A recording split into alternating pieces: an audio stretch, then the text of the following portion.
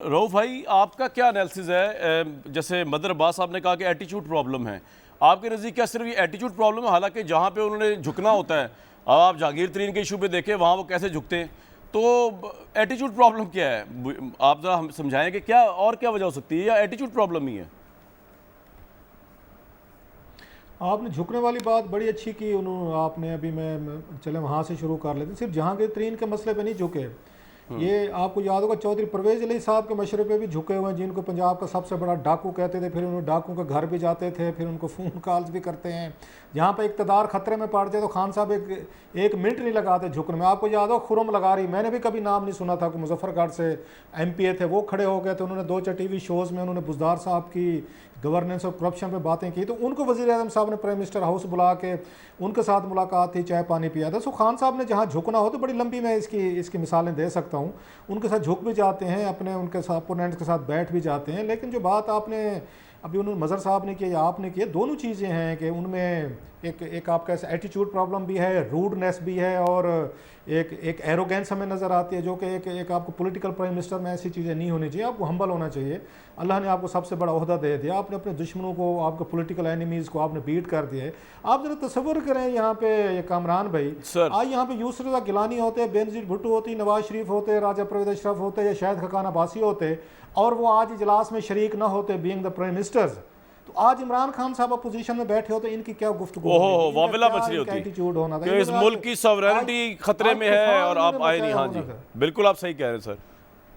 और इन्होंने कह देना था कि ये जनाब अमेरिकन एजेंट हैं, ये इंडियन एजेंट हैं, ये अफगानी एजेंट हैं। देखा इतने बड़े अहम इश्यूज़ पे बातचीत हो रही थी और इनमें से कोई नहीं आया। इन्होंने सीरियस नहीं लेते पार्लियामेंट को, और मुझे दुख से कहना पड़ता है कि यहाँ पे पाकिस्तानी प्राइम मिनिस्टर जो है पार्लियामेंट को सीरियस नहीं लेते रहे, और बाद में जब पार्लियामेंट पे अजाब पड़ता है या खुद इन पे अजाब पड़ता है, फिर आके आ जाते हैं जमहूरियत का रोना रोने आ जाते हैं, हाउस की सॉवरेनिटी इनको याद आ जाती है। लेकिन जब ये खुद बैठे होते हैं, ये उस पर कोई एक भी इनका कोई ऐसा स्टेप या काम आपको नज़र नहीं आता। आपने जाना है, आपने बैठना है, आपने, और आपको ये पसंद नहीं है लोग, जैसे मजहर भाई ने अभी बात की है, तो फिर आप भी पार्लियामेंट छोड़ें, फिर बादशाह वाला रूल करें, फिर DGISI और उनके साथ आर्मी चीफ के साथ मिलकर 3 के ट्रैक है, मुल्क को चलाएं। और मैं समझता हूँ उनको भी उस पर हमारी जो एस्टेब्लिशमेंट है, उनको भी ये बात करनी चाहिए थी प्राइम मिनिस्टर से माजी में। अच्छा, आप एक और काम देखें मज़े का, जब वहाँ पर DGISI और ये आर्मी चीफ खुफिया मुलाकातें करते हैं या वैसे बुला लेते हैं, जैसे GB के मामले पे हुई थी, वो तो ओपन हुई थी, आपको याद होगा। जी जी जी। गिलगित बल्तिस्तान में जब उन्होंने ब्रीफिंग दी थी, तो उसमें आपको याद होगा प्राइम मिनिस्टर साहब नहीं गए थे, जिस पे इन्होंने पूछा भी, शहरी रहमान साहब ने 2-3 दफ़ा कहा, और लोगों ने पूछा कि GB पे इतनी बड़ी इंपॉर्टेंट आप हमें दे रहे हैं, ब्रीफिंग दे रहे हैं, where is the prime minister. ये जब इन्होंने यहाँ पे कोसार में जो ISI के मेस में इनकी हुई थी, वहाँ पे नहीं गए थे। और जब वहाँ से बातें निकली कि क्या गुफ्तगू हुई, कैसी गुफ्तगू हुई, तो बाद में टीवी शोज़ पे कहते हैं आर्मी चीफ को उनसे मिलने की क्या जरूरत थी। आर्मी चीफ वगैरह उनसे पूछें तो वो कहते हैं आर्मी चीफ को खुद आगे कर देते हैं प्राइम मिनिस्टर। हाँ सही कह रहे हैं, बिल्कुल सही कह रहे हैं, बिल्कुल सही सर, बिल्कुल सही। और बाद में टांट भी करते हैं, आर्मी चीफ को भी टांट करते हैं, DGIS को भी टांट करते हैं, या आपने मुलाकातें की, उन मुलाकातों से क्या निकला। सो मैं ज़ाती तौर पर समझता हूँ आपका अपना एक स्टांस है, करप्शन पे है, पॉलिटिशियंस पे है, आपका उन पे है, आप कैसे अपोजिशन। कल उन्होंने कंप्रोमाइज नहीं किया, कल जो तकरीर की है NRO था जी, मैंने तो कहा था पार्लियामेंट को NRO दिया था कल। हाँ, ऑपोजिशन को NRO दिया था जी। उन्होंने कल तो कोई जिक्र नहीं किया ना नवाज शरीफ का जरदारी की करप्शन भी भूल गई उन्हें, या शहबाज शरीफ की भी भूल गई, जरदारी की भी भूल गई, और उसके बदले में उन्होंने एक ही डिमांड की थी, मुझे तकरीर करने दें और मैं आप लोगों का जिक्र नहीं करूंगा, और नहीं किया उन्होंने जिक्र। हाँ, सो मैं ये समझता हूँ ये बड़ी बुरी रिवायत है। आप अपने आप को बिल्कुल, जैसे उन्होंने मज़हर ने सही कहा है, अपने आप को शहजादा समझ लिया आपने। ये कोई मतलब बादशाहत नहीं है, एक पार्लियामेंट्री सिस्टम है। आपको अपने लोगों ने वोट डाला है, उनको अपने लोगों ने वोट डाला है, उन पर हम भी तनकीद करते हैं, स्टोरीज करते हैं, स्कैम करते हैं, आप पे भी करते हैं। आपको कम से कम इतनी बड़ी ब्रीफिंग में बैठना चाहिए था, अपने लोगों को ये आपने मैसेज दिया जी कि मैं तो वो हूँ, अनटचेबल हूँ, हम कोई हम तो आप बहुत बड़े खुदा के वो हैं, मानने वाले हैं। बाकी लोग जो है ना, वो शायद कुछ चिल्ड्रन ऑफ लेसर गॉड, जो वो एक इंग्लिश में टर्म यूज़ होती है, ये इस काबिल नहीं है कि इनके साथ बैठा जाएगा। अगेन ये अछूत लोग हैं। रऊफ भाई, प्राइम मिनिस्टर सोचेंगे इनसिक्योरिटी क्या है? लास्ट इलेक्शन में नवाज शरीफ जेल में था, आप इलेक्शन आप जीत गए, मरीम नवाज भी जेल में थी, जरदारी साहब वैसे ही बीमार हैं, तो मैं तो समझता था कि, और समझता हूँ कि प्राइम मिनिस्टर एक बड़े स्पोर्ट्समैन स्पिरिट का रखते हैं, दिल जिगर।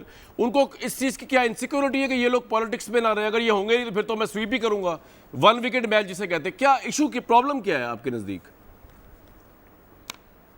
आपने मेरा ख्याल है वो बड़ी अहम बात की थी, मैं वहाँ से ज़रा इसको पिक करता हूँ कि वो क्या चाहते हैं पाकिस्तान में, कि किस तरह की उनकी हुकूमत हो।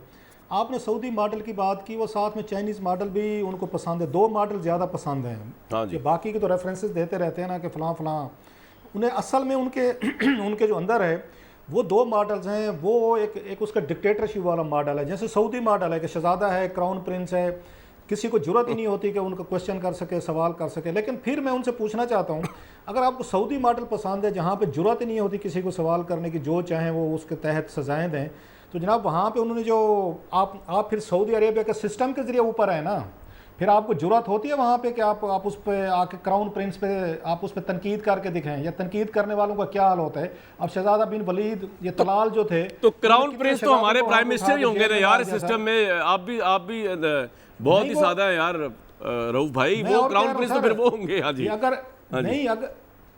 नहीं अगर सऊदी अरेबिया में होते इमरान खान साहब और सियासत को जैन करना होता तो क्या हशर होता है इनका, तस्वर करें।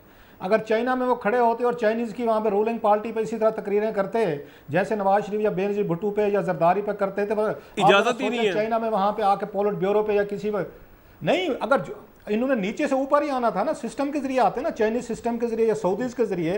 तो जरा तसव्वुर करें वहाँ पे सऊदीज में शहजादों के साथ क्या किया गया और वहाँ पे डिसेंट के साथ। लेकिन रऊफ भाई मुझे एक बात और बताएं, मुझे सर एक और बात बताएं कि इन्होंने 3 साल में बेसिकली सवाए एहतसाब का नारा लगाने के, वो भी बड़ा सिलेक्टिव है, जागीर तरीन पे आके वो ठुस हो जाता है, किया क्या है? और प्राइम मिनिस्टर खुद भी कह रहे हैं कि कानून की जहाँ बालादस्ती ना हो वहाँ खुशहाली नहीं होती, तो हम क्या समझे जी?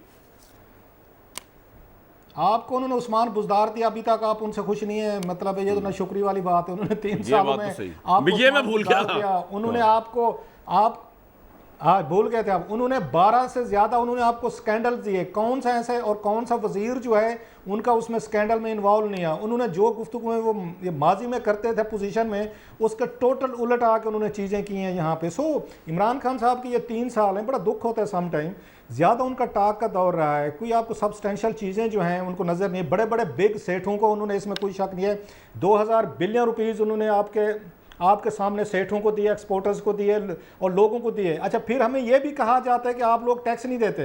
एक एक चिप्स जो खाने, जब बच्चे चिप्स जो खाएं, माचिस की डब्बी लें, पानी की बोतल लें, आप टैक्स देते हैं। लोग उसे टैक्स लेने के बाद भी हुकूमतें हमें कहती हैं कि आप लोग हमें टैक्स नहीं देते। और ये मोस्टली बड़ी पावरफुल लोगों का, आज वो बात कर रहे थे ना एलीट कैप्चर की, इमरान खान साहब की हुकूमत को अगर याद रखा जाएगा तो एलीट कैप्चर के हवाले से याद रखा जाएगा कि जितने पावरफुल लोग हैं, अब सेठ देख रहे हैं, बिल्डर्स देख लें, माफियाज देख लें, सब के सब जो हैं वो कंट्रोल करते हैं, यहाँ पे बैठ के चीज़ें करते हैं यहाँ पे। बिल्कुल सही। और इसमें जो मेरे लिए थोड़ी सी उसकी दुख की बात है कि पार्लियामेंट्री जो ये सिस्टम है, इसको इमरान खान साहब जो है इसको वीक कर रहे हैं, और इसका नुकसान जो है ना ओवरऑल, ये मैं समझता हूँ ये बहुत सारे लोगों को होगा। और लास्टली आज उन्होंने नहा जाके वो मोदी साहब को, प्राइम मिनिस्टर मोदी को वो फ़ोन भी करते हैं, आगे से वो नहीं उठाते, ये अलग चीज़ है, फ़ोन भी करते हैं, उनके साथ मैसेजेस भी एक्सचेंज होते हैं इस पे ट्विटर पे खैर सगाली के। लेकिन अपनी पार्लियामेंट में अपनी पार्टीज़ के साथ बैठ के वो बात नहीं कर सकते, ब्रीफिंग में शरीक नहीं हो सकते, डिस्कशन को नहीं आके कर सकते। बिल्कुल ठीक है सर, आपका पॉइंट आ गया।